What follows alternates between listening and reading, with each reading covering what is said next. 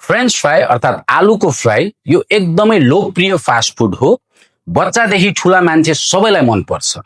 यति धेरै लोकप्रिय भए तापनि यसले हाम्रो स्वास्थ्यमा के कस्तो असर गर्दछ यसबारे बुझ्न अत्यन्तै जरुरी छ। आज तपाईहरुको सामु यसै बारेकै कुरा गर्दैछु।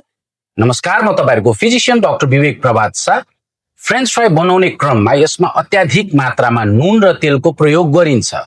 यसमा कार्बोहाइड्रेट त हुन्छ, तर राम्रो प्रकारको कार्बोहाइड्रेट हुँदैन, खराब प्रकारको कार्बोहाइड्रेट हुन्छ, जस कारणले गर्दा हामीले यसको सेवन गर्दाखेरि हाम्रो सुगर सुटअप अर्थात् रगतमा सुगरको मात्रा एकदमै बढाइदिन्छ र फ्रेन्च फ्राई खाइसकेपछि पनि हामीलाई तुरुन्तै भोक लाग्ने गर्दछ, अर्थात् हामीलाई सुगर क्रेभिङ हुन्छ। अब यसको सेवन गर्ने कि नगर्ने, स्वस्थ व्यक्ति जो कोही हुनुहुन्छ उहाँहरूले कहिलेकाहीँ सेवन गर्दा खासै फरक नपर्ला, तर यदि कसैलाई मधुमेह लागेको छ, मुटु रोगी हुनुहुन्छ, उच्च रक्तचापको समस्या छ, मोटापा छ भने सकेसम्म यसको सेवन नगरेकै राम्रो। हस्त आजलाई यति नै, धन्यवाद।